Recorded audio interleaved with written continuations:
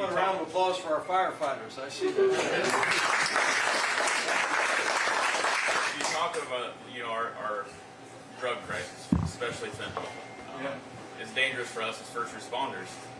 One of my questions, and one of the things I deal with, I'm a county supervisor here in Fremont County. Oh, very good. Chairman of the board.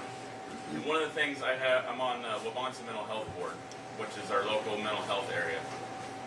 Post-COVID, our mental health crisis has shot up. It's a big problem. Sure. That goes hand in hand with our drug crisis. It also goes hand in hand with our prisons, our overloaded judicial system. So, but yet in the past 20, 25 years, especially Iowa Medicaid, the rate for mental health care has not changed for reimbursement to our healthcare providers. What do you see we need to do with that? Well, first, thanks for your leadership as supervisor here in the community. You wear more than one hat, so thank you for that. I'm grateful to you. Look, I think mental health is the new pandemic in this country. I mean, the truth is, a lot of the drug abuse, drug overdose crisis in this country is being driven by people dealing with mental health issues, right? Correct me if I'm wrong. You're on the front line. Yep. When I was governor of the state of Indiana, one of the hard facts I learned was that if someone had a mental health issue, pretty much the only place they had to go was the county lockup for a few days.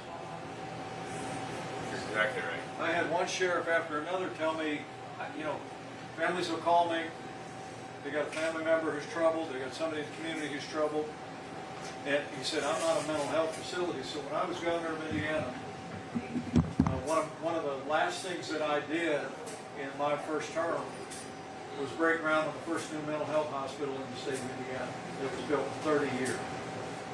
So I would say to you, with regard to Medicaid reimbursement, we did Medicaid reform in Indiana. We broke new ground on that. I think there's plenty of room for that. I think we've got to think bigger. It was in the 1970s, and you're obviously too young to remember that. But some of us have got the right color hair. In the 1970s, this country, Iowa, Indiana, everywhere else, walked away from institutional mental health care. There's a reason why, which sounds, you might remember why. There was a book and a movie called One Flew Over the Cuckoo's Nest, which painted a very dark picture of institutional mental health care. And it wasn't inaccurate. There were excesses around the country.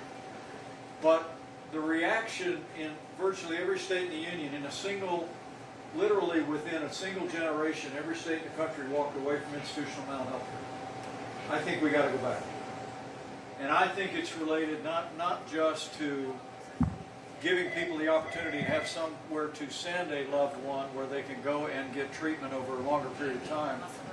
But I also look at this scourge of violence in our country, and particularly this scourge of mass shootings in this country.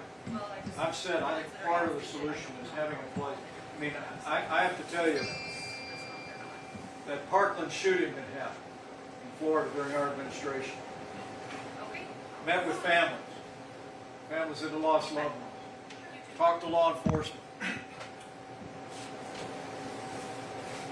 What infuriated me was to hear how many times that Parkland shooter's mother went to school officials, went to law enforcement, and said, please do something about him. And nobody had anywhere to go. Right? Right. They had nowhere to go. They had nothing to do. And I honestly believe returning our country to institutional mental health care is an idea whose time has come. And as president, I'm going to lead that national debate. I promise you. Great question.